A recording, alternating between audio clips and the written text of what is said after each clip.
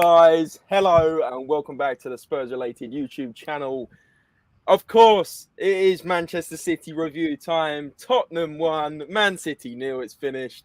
Absolutely incredible result, absolutely incredible performance. We'll get into all things about the match. I'm sure a lot of you are in the chat absolutely buzzing. Man City still haven't scored at the Tottenham Hotspur Stadium, and I think it's 4 visits now and counting. So absolutely, they've got a voodoo here. And we're joined alongside Andre from the other side of the world in Canada. Andre, are you absolutely buzzing as well, mate? Oh, I am buzzing. I'm so happy Bissouma got to play. I'm just kidding. No. I am so happy that Harry Kane got the goal. He's now the top goal scorer for Tottenham. What a crazy, crazy achievement. Honestly, yeah, it's why I have his shirt. Honestly, he's so good. He's just so consistent. Even the season when he was like not doing the best, he was still scoring a lot. So I'm just so happy for him, and I'm glad that we got to celebrate a win as well with that. Yeah, exactly. What a way to round it off. 267 goals in a Tottenham shirt for Harry Kane, beating Jimmy Greaves' legendary record. And, of course, 200 Premier League goals and counting for Harry Kane, the third player to reach that milestone alongside Alan Shearer and Wayne Rooney. So he is among the legends, among the greats, and he is our all-time leading goal scorer. And what a finish it was. First half, we actually played fantastically well. Incredible press from the team, including Højbjerg in midfield, who picked up a loose ball just on the edge of the area. It went through, and then a great ball through to Harry Kane, who made no mistake in putting it bottom left-hand corner and sealing that record. And from there on in the first half, we really were good. Great press, fantastic individual performances. We'll get into them in just a minute. But I'm sure the people in the chat are buzzing. Let us know if you're watching in the chat. I'll get straight into things after we've welcomed a few familiar faces. David's in here. There's I from Leicester, just got back from a restaurant for my wife's 65th birthday. I knew the score half time. Refused to watch the second half of my phone. Just couldn't go through the agony. Listen, Man City were not on their game today. They did press in that second half, and at the end of the first half, they did it at the bar with Riyad Mahrez. But my goodness, what a fantastic, resilient performance all round. David. Archie saying one of our own, what a legend. Leo saying just finished work, boys. Give me the run through. We will do. Emil saying, what did I tell you guys? 1-0. He called it. He did. Emil did call it yesterday. And Sukil saying next match against Leicester, bring Porro. I tell you what, I'll get into Emerson Royale's performance in just a minute because he is up there in my top 3 for certain. And Ayanami saying Emerson Royale masterclass. Exactly what I'm just saying. Legend. So guys, if you are watching on the live or afterwards, do smash the thumbs up. It is free to do so. And comment what you thought on the game as well. Let us know if you're absolutely buzzing as well as us. But Andre, as we normally do on a match review, we'll get into the overall highlights of the game. We'll get into the top 3, bottom 3 of the performances. There wasn't many bottom performances today. I can tell you that for nothing. And, of course, an insight into how we can potentially improve for the next game, which is against Leicester, as was mentioned in the chat. First things first, I've got to mention Emerson Royale today was unbelievably good, making last-ditch tackles against Grealish, causing him all sorts of problems. Jack Grealish was causing us problems, but really Emerson Royale did diffuse that situation a lot of the time. Some incredible last-ditch tackles, and it was like watching a completely different player. As soon as you get one player pushing him for his place, Emerson Royale is suddenly incredible. It was honestly fantastic to see. And then, of course, for me, also highlighting the game was the fact that Mahrez did hit the bar at the end of that first half. If that went differently, it could have been a completely different game. But we went 1-0 up at the break, and I thought that was absolutely huge and very important for the concept of the game. Romero really showed his value today, says frustrated, 100 million Grealish as needed. Exactly. Romero can't play against Leicester, says Sukil. Of course, Romero getting sent off at the end. I think he made 3 or 4 yellow card challenges and he was lucky to escape a red before he even got sent off. So absolutely a shame there, but luckily we didn't throw away what was a good lead. Do you agree, Andre? Oh, yeah, I agree. I think my main thing was they actually did the thing that we were talking about that if they didn't do, we would lose, which is they made sure that midfield stayed quiet. They did not allow the midfield to give any service to Haaland. I'm pretty sure he didn't get a single touch in the box this game. He didn't shoot once. Yeah, so we kept him quiet, and it really was one of those things. It wasn't about keeping him locked down; it was about keeping the midfield from providing that service to Holland. I think there was one opportunity where if Dyer had not been there, probably would have been a goal because he was off, he was running. But overall, yeah, I thought it was really good. The team in general was really good. Emerson surprised me. I honestly, I just sat down, especially thinking about the things I said about Emerson last podcast, where I was a bit more critical of him. He's some players do flourish when you give them decent competition. Like I'm sure Porro's acquisition has made him go like, okay, I need to step up because my position is at stake right now. I might be sentenced to the bench. Just like, not to call him out, but honestly, like the way what happened with Lucas Moura. Kulusevski came in, Lucas Moura had his opportunity, and then Kulusevski started coming off the bench more and more, and now he is a for sure starter. If he is healthy, he plays. So, I'm really glad to see that Emerson is showing that there is more to see from him. And then Pedro, unfortunately, it was really sad to see that he was creating the tackles that I've always said. It's like he's a very good player, but he can be kind of reckless. It's okay. Sometimes you need to have those tackles. It happens, but he does them one too many times. And this time it's cost him. Now we're going to go into the next game without him. And he's very crucial in the back line. Yeah, 100%. You're spot on. And it's going to be a bit of a problem next game, not having Romero. It'll be interesting. You'd imagine Davinson Sanchez comes straight in at right centre back. But the other thing is, as pointed out here by Sukil, Romero obviously can't play against Leicester. Stellini should have maybe substituted Romero. Stellini obviously made 3 subs, but they were very near the end of the game. Sessegnon came on for Perisic, Basuma came on for Son, and Sanchez came on for Kulusevski, obviously after that red card. But maybe Sukil's right here in saying maybe Stellini should have subbed Romero. He'd already gotten away with a second yellow before that.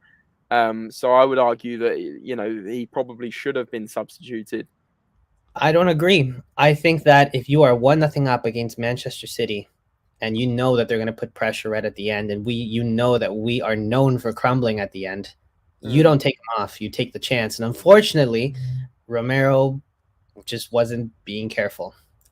First foul where he got the yellow did not need to happen. I think that this yellow that happened was a mistake. It happens. That should have been his first yellow, not the previous one where he was so. I think I saw Alistair Gold said his tackle was so late. It's basically in the second half. Like that's how late it was. There was no debating that was a yellow card. Shouldn't have happened. Yeah, 100%. And obviously a couple more yellows as well in the game. Bentancur got booked. Perisic got booked. It was a feisty affair. There was a lot of little argy-bargy moments and big tackles going in. Edison got a yellow for protesting about the potential handball that would have been a penalty for us on Lewis, but it wasn't a penalty. Walker also got booked to the end for a crunching tackle. No love lost on that one. Kyle Walker getting involved as well. It was a nice end to the game, actually. As the last kick of the game, Walker just absolutely wiped someone. But in terms of the game itself, like I said before, the press was fantastic today. The team were together. They looked up for it. The passion was there. I think we can all agree that everyone pretty much stepped up in that team today and really put in that performance. Almost like it was for Conte with him not being there as well. They almost put in that extra effort, and it was incredible to see. I want to see that every single game from Tottenham, not once in a blue moon, if you pardon the pun. It just needs to be like full on every single game, and that is what we got today. I mean, if you look at the stats, you break it down. Yes, we only had 35% possession throughout the whole game, but Man City didn't really look like a threat. I mean, like compared to their usual self when they go through on goal, and I'm thinking this could easily be a goal. I was really not too afraid today because we tactically got it spot on. Højbjerg and Bentancur were working at midfield perfectly, not giving them any space or time, and it was a fantastic performance tactically. I mean, we had 12 goal attempts. They had 15. It was a very even game. Like I said, they could have easily got a goal that, they hit the post and a couple of efforts from Grealish went just wide. But honestly, I think we deserved the win today. I will really hold my hands up and say we deserved the win. And that's me being honest because we were fantastic. Yeah, no, I agree 100%. I think that overall, we were more so absorbing pressure rather than putting pressure. But we were being very critical with our when we did have the ball, and we weren't losing possession as much as we normally did. it was usually after we had tried to shoot or something that we lost the ball. So that probably helped out a lot. We were actually stringing passes, finding the key passes to get it through. So I really was happy with that. 100%. Andre, should we get into a top three, bottom three of the game as we like to do so on this let's channel? do it. Let's do it. I'm going to start off, if you don't mind. First of all, in terms of top three, bottom three, no particular order from my side, although I can order it in a bit. 110%, as I've been banging on, Emerson Royale for me was fantastic today. It was an incredible contribution to the team today. He really did keep Grealish at bay. He really did make some incredible last-ditch tackles. And it was, for me, Emerson Royale honestly deserves to start the next game. I cannot believe I'm saying this. Pedro Porro, of course, he's going to naturally get in the team eventually, but you cannot drop Emerson for that performance. I never thought I'd say that, and I'm sure a lot of people agree with me on that. So for me, I'm going Emerson Royale in my top three. My second choice in top three, just because he broke the record and it was an incredible finish, Harry Kane as well, is got to be in that top three. But the third, for me, has to be said, the one I haven't given enough credit for yet. And he did contribute to winning that first goal and fantastic work, like I said, on the press. Pierre-Emile Højbjerg gets a lot of hate in this fan base, and he was incredible today. He was absolutely solid, making incredible challenges, pressing that Man City midfield so they couldn't dominate us, and obviously contributing to that goal. So my top three is Emerson Royale, Harry Kane, and Pierre-Emile Højbjerg. Wow. You know what? I agree with all those. So I'm not even going to really touch base because it's the exact same. I think all three played well. Højbjerg was just very solid all around at the front of the pitch and at the back of the pitch. So I do want to mention one bonus player who does deserve a bit of credit here in terms of how he did, which was Kulusevski. I think overall on that right side, he was playing so well and communicating so well with Emerson. He knew when to drop back, when to give Emerson the opportunity to go. He was dropping players. There was one point where I think there was a Man City player who was just left in the dust, and Kulusevski just kept running. And I felt so bad because that player stayed on the ground because he knew exactly what had just happened. He felt being like pushed or anything. So I just gotta give him credit because honestly, he's solid all around. Every game he plays, he's solid. So good job for him too. Okay, nice little mention there. I thought you were maybe going with one of the back line, defensively, but of course, fair enough. Kulusevski as well did put in a good performance, and I thought Sonny had a good game as well. He looked a bit quicker than normal, a bit more sharp, and on the counter, he did look like he was driving forward a bit more nicely. But guys, the people that are still watching, do let us know who you think your top three was. Do you agree with us? Do you think it is Kane, Højbjerg, Emerson, and potentially Kulusevski with an honourable mention? Or do you think another player played better than those three? Do let us know in the comments below, offline or online. And then bottom three, Andre, obviously it's hard to do a bottom three for a performance where we've won 1-0, kept a clean sheet against the Premier League champions in 4 of the last 5 seasons. But if I'm going to stretch it to a bottom three, I think there was a couple of times, obviously you got to put Romero in there, unfortunately, although he obviously showed a lot of passion and obviously put in a lot of good challenges in the first half. There was a couple of really bad tackles that didn't need to be made, especially first half where he did make that yellow card challenge in Man City's half. He came rushing forward just to put one in on Haaland. It was absolutely pointless. And that for that reason, Haaland's bottom three because he didn't do anything today. But Romero has to be in that bottom three, I'm afraid. And obviously, getting himself banned for the next game is not ideal with how how little centre back options we have really. But I will put Romero in there.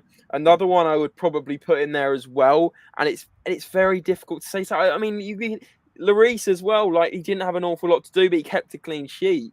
So you can't put him in there. But honestly, I can't. Honestly, Andre, I cannot give another ones on bottom threes. Can you help me?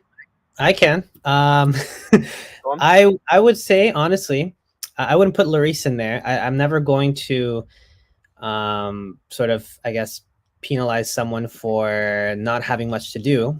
So, I mean, and what he did have to do, he stopped them. So it was good. He wasn't kicking the ball out and then giving it to the other team, which sometimes he's been known to do. He was very careful of when to come out and when to stay in on his net. He kept his, he was just positioning himself properly, which, It's good. So I would honestly put Dyer, just because there were a couple times where he could have just touched the ball, let it go to the ground, and then move on with the play. And instead, he would head it and then head it back to Man City, just for no reason. And Yeah, he had no no. pressure. He was heading it over to Man City. Like, here you go. But I mean, I can't be too harsh on Eric Dyer today, though. Like he's been a part of that back line where he's put in a clean sheet performance. Yes, at times his distribution with panicking to get the ball out was difficult, but don't forget you're under pressure from the top scorer in the Premier League with 25 goals in 20 games, which is an absolute frightening stat. You're under pressure from very tricky players like Grealish, Bernardo Silva, who will not leave you alone, Mahrez as well. I mean, honestly, I'm normally one to fault Eric Dyer, but I don't think he had a bad game at all. And I also think, like I said before, the back line itself did themselves absolute wonders today, and a fantastic all-round team performance. And that's why I can't really single anyone out other than Romero from my side. It was a silly tackle in the first half to get himself in the yellow card. He put himself under pressure the whole game. He made 2 or 3 other yellow card challenges. He was always getting sent off today with the intensity of the game, the feistiness, Man City players getting in the referee's face and causing, trying to get in our heads, and then little scraps and pushes off the ball. Romero is not one to get involved with that on a yellow card. He was so riled up, and he was always going to get sent off in that situation. So the only one I could single out of having mistakes in him today and not doing himself justice was of course Romero. Yeah, well, no, I agree. I'm not saying that Dyer had like a terrible game or anything. I just think in terms of looking for things to improve, because there's always room for improvement, right? Even when you're doing very well, there's room to improve. I just think Dyer in the following games, hopefully they'll talk to him about that. The coaches, which is like, hey, if you don't need to head the ball out when you got minimal pressure, then don't do it, because a different team might take that opportunity. That's possession that we gave away, right? And then the other one for me, honestly, I know you said he had a good game. I think overall, in general, Son always gets a good game, but I just think he could have done more. My expectations of him are always better. I think there were a lot of times he had the ball, he was running it through, and I'm looking, and he has like 3 options, and he takes forever to figure out which one he wants to pass it to, and then nothing happens. So I just hope that they work with him on that, because we could have scored more if he had just picked the right person or looked around a little more, or not slowed the ball down when they give it to him. He's about the pace. Run it down. Don't slow down. Yeah, like I said before, his pace didn't quite look there. He hasn't really looked there recently, has it, Son? But like I said, I think he did break away a little bit more quick today, but it may mean a little bit more quick isn't everything. He needs to be completely on it and completely breaking away very quickly. So, yeah, I kind of see where you're coming. And then kind of final thing on a review, we do like to do a quick review here, just an instant how we're thinking about the game, guys. There must be things we've missed, so do put them in the comments below, and do smash a thumbs up. It's free to do so. And of course, if you are in a position to do so and you want your chat read out and talked about as a talking point for future videos and so on, there is the super chat option and membership. So we really do appreciate any contributions. So, Andre, the last thing I did want to talk about was thoughts to improve. Obviously, what we're going to do about Romero not being available for the next game. Obviously, Davinson Sanchez is probably going to come in. Where would you improve for the next game? Is it discipline in terms of lunging into tackles, maybe too many yellow cards and then risking players getting sent off? Or do you think it's more to do with potentially taking more chances and scoring more goals? I mean, I'm not bothered we won 1-0. I take a 1-0 against Man City every day. The only negative, of course, is we've helped out Arsenal. Arsenal lost, and then, they keep their lead at the top of the table. So that's the only one that's a bit annoying for me. But how would you improve for the next game? Well, firstly, before we even talk about that, let's address who comes in for Romero. I think after the very, very horrible mistake that Langley did in that game, I think we got to put Sanchez in and give him a chance to show that he's been training well. I think that's just fair. You don't give away the ball the way you did, and you get to play over someone else who's been waiting their turn. Yep. So I would put Sanchez in, and hopefully he doesn't let us down and he shows that we've been missing out. That's the big one. The next thing in terms of improvement, I do think in the back line, I hope that Dyer and Davies, like they're careful when it comes to not panicking when they're under pressure, in terms of heading the ball and not looking where they're heading it, and then it just goes back to the opposition. Because in the end, then you end up in the same position 3 seconds later, except instead of you having the ball, the other team has the ball. So correct. But other than that, there wasn't too much to improve. Honestly, it was a very good game. We soaked up a lot of pressure, but we did keep possession in the important areas. And we literally just played exactly what it was that Man City was going to do, which was if you shut the midfield down and stop the service for Haaland, Haaland will have he'll have no option but to just come back to try and get the ball, and that takes away all of the striking power because Haaland's supposed to be up there, right? So I guess when it comes to the next game, we just need to see what, I'm sure they'll be seeing what it is that's their game plan and go from there. But in terms of general, yeah, careful with giving away possession. I like that we could string the plays again. All those unnecessary passes when we panic were gone, which was great. So keep that up. And I just really hope, again, just like what I was worried about when we were saying, Son scored some goals at Preston. Maybe the fluke is over and he'll be back. I really hope that he finds his form again and he starts performing at the expectation that we are. He's not playing bad, but that's just the, I guess you could say, like the burden to bear when you're so good. We expect, when you're great, we expect great things. When you're good, we expect good things. And Son is one of the best in our team, so we expect the best. That's my best way.